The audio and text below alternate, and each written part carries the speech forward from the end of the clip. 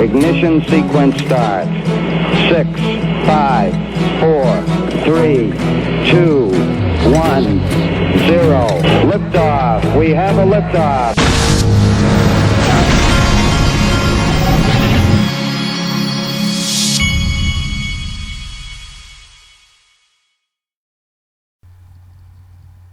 Hey everybody, this is the Digital Asset Investor, and I wanted to show you a tweet that I couldn't resist replying to just now. It's this guy here, Dustin Weenor. I don't know if this is a joke name or what. Weenor, Dustin Weenor. But he says, turning 18 in 8 days. First thing I'm going to do is open a Gemini account. And he copied one of the Winklevosses on it, and they had said good move or something to that effect. So I told him to ask them about XRP first, and it illustrates a pretty good point. You know, Gemini, for whatever reason, has never been willing to add XRP. Not only that, they haven't been willing to even speak the words XRP and won't answer. This is a crypto exchange, and the owners nor the exchange will even say the words XRP or Ripple and will not answer a question. Can you say customer service? Will not answer a question as to why they won't add XRP. And so my question to anybody who is looking into opening any kind of a crypto account is, if you can open one crypto account here and you can get everything that a place like Gemini has, but you can also buy XRP, then what in the world would you do it for? It doesn't make any sense. What Gemini is doing does not make any sense. The fact that they don't list XRP at all makes absolutely no sense. I think that you might see them at XRP sooner rather than later, because I think that they will begin to look more and more silly as time goes along without it. And that goes for a few other exchanges, but I just saw this and I just couldn't resist because it's so ridiculous that they don't have it listed. Now, I thought this was just interesting. If you really want to see a good illustration of what a joke the U.S. economy has now become, look at this. Powell and the market in 2019. Now, we're supposed to be in a free market where, you know, you have things like manufacturing and different economic things that will drive the market up and down. But that's not the world we live in anymore. This is the world we live in. So Powell cave. I'm assuming this means he's not doing much of anything. The market, no. What this means, I think this is when he caved and lowered interest rates because Trump had been giving him a hard time or whatever. And then the market begins to go up. And then he has a Fed meeting, and I guess he didn't say anything bad, and the market continues to go up. And then he's on 60 Minutes. There's a little bit of a dip. And then he has another meeting, and the market continues to go up. And then the market finally begins to go down. And then he lets everybody know that he's ready to act. Okay, and so now everybody knows he's ready to act. So the market goes back up. And then he has another meeting, and the market continues to go up. And then Powell Fed rate cuts now, and then the market continues to go up. And then now we're right here, I guess. But how much of a joke is this, folks? I mean, I guess a better way to say that, how sad is it in the United States and really worldwide that this is what the supposed free markets have come to? We all sit around and wait for what some central planner is going to do or not do. And remember, 99% of these people, these central planners, whether it's Powell or any of them, think about this for a minute. It's almost sick in a way. These people, most of them, have spent most of their life in academia. They graduate from these Ivy League schools like a Yale or a Harvard. Then they've automatically then they have the stamp of being smarter than everybody else. And then they either go to, most of them stay in government. They're living off the government dole the rest of their life. They're not out in the struggle like you and me. They're not out here trying to figure out how to make a living and how they're going to feed their family. They're living on the government dole their whole life, most of them, or they're doing a tennis racket or a ping pong between them and Goldman Sachs, SEC, Federal Reserve, and back to the whatever. That is the way most of these people live their life. They don't you can't in any way identify with what their experience is. And someone like that, for me, I don't want someone like this dictating what my retirement does. I want someone who's been out there working their butt off in the private sector their entire life to be making these kinds of decisions. I don't want my life to be dictated by some government bureaucrat who's lived in a book his whole life. If somebody's going to make the decisions, I want it to be someone who has been in the struggle like I've been, someone who has had to worry about how they're going to make a living and pay their mortgage and all those things. These people are taken care of from the time they come out of that Ivy League school. That's how they've lived their life. To me, this is sick. It's insulting and it's disgusting what this economy and what the country, not just the U.S., but the countries of the world have come to, where we now, we just look up to this ridiculous central planning BS to decide our fate. It's bull, and that's why I love these digital assets. That's why I love what I know is coming. And so, screw them is what I say. And here's more. I saw a few examples of this morning. Germany sells world's first 30-year negative yielding bond, and it's a failure.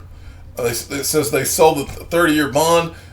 It was supposed to be a historic auction, and the world's first sub-zero 30-year yield. What a joke. I mean, it's embarrassing. And to watch all these guys get on television and act like this is all normal now. It's not going to be that horrible. I think that's what we saw Alan Greenspan say. It's not that bad. Michelle Vandenberg at MVDB01 sent me this. From Cryptopolis, negative yielding corporate debt poses risks unlike they've ever seen. And this is from CNBC. It's a CNBC article. I wanted to show you a couple of these. Surge in corporate debt with negative yields poses risks unlike anything investors have ever seen. Negative yielding corporate debt recently passed $1 trillion in market value. Investors hold the bonds for price appreciation, face significant risk should rates start to rise. The financial system doesn't work with negative rates. If the economy recovers, the losses that investors would take are unlike anything they've ever seen, he said. Pitiful. Why am I'm just a YouTuber. Why am I having to say that? Why are we not hearing this on CNBC? Why are we not hearing this from the people who are supposedly the smartest guys in the room and supposedly know what they're talking about? Why is Mr. Wonderful not saying this on CNBC? The guy is a billionaire, is my understanding. He's supposed to be a genius guy. Why is he not telling everybody this? Well, remember, don't ever forget this. In the case of Mr. Wonderful, remember, someone dug up an old video where he was talking about all the great things about Bitcoin and how it was the anti-central bank. And he knew this back in 2013, and it's completely opposite to the things he says right now on CNBC, which should be pretty telling for many of you. Then Michael at VAL5 links, while the idea is being perfected at the moment, the XRP text website has been launched. However, the SMS transfer is still in public beta stage, awaiting corrections before a full launch. What he's referencing here, remember I showed you yesterday that BeatsAVN was working on so that you could text XRP to people. Well, that was one of my questions, is where they were on that. And they're telling you here they're in the beta stage. And so this is not launched yet, but the fact that they're working on it and it's almost ready is awesome. I can't wait to be able to text XRP to my friends. That's going to be a game changer. Just like the XRP tip bot was.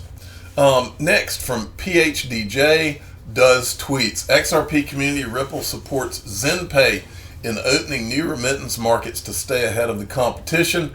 And this was an article that was tweeted out, I guess, from Ripple yesterday.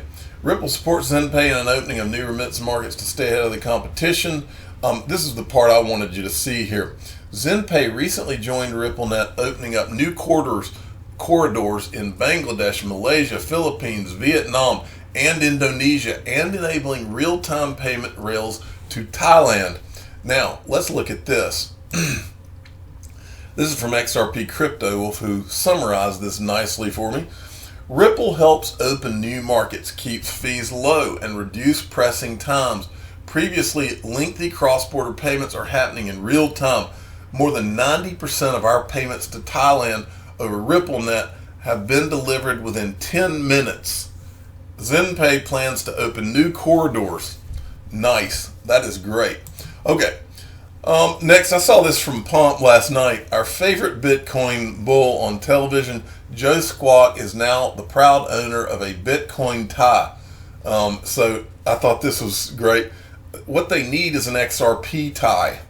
I would like somebody remind me, somebody in the community like Cryptopolis might have an XRP tie.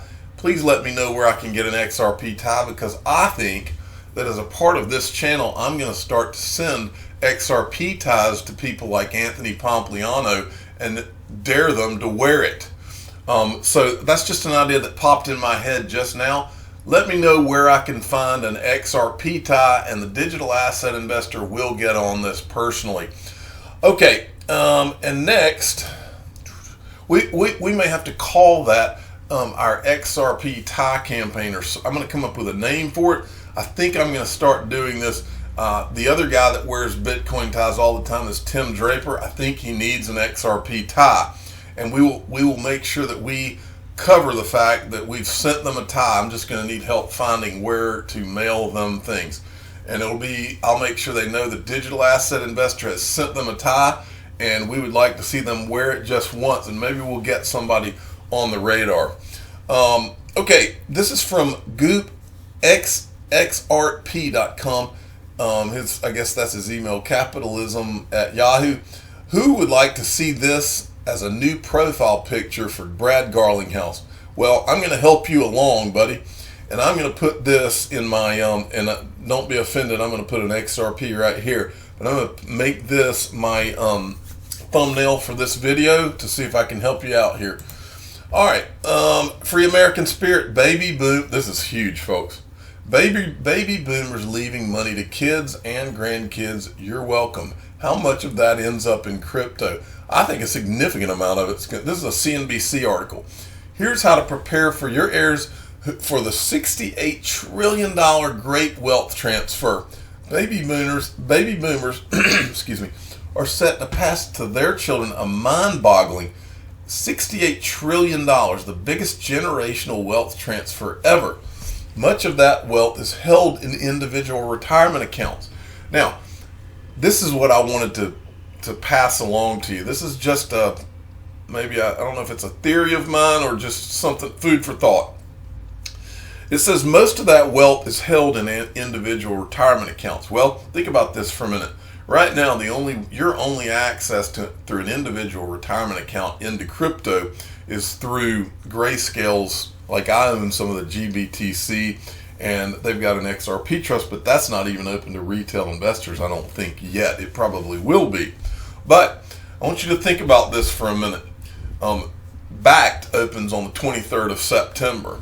And if you think that Wall Street does not know that all of this wealth is going to be transferred, if you were Wall Street and you wanted to make sure that your hand was sticking out when this wealth transfer occurred, and that you've got it locked down, you've got it under your control, in essence, in these retirement accounts. So you don't really release the digital asset kraken until you have all of the infrastructure necessary to let all of those digital asset investments flow. Let this 68 trillion flow, and let it flow into the investment vehicles via digital assets that you control and that the financial advisors can make their money on. They're not going to let all of that 68 trillion move into new investments without being able to make those commission dollars on it. Mark my words, that's part of the plan. Mark my words.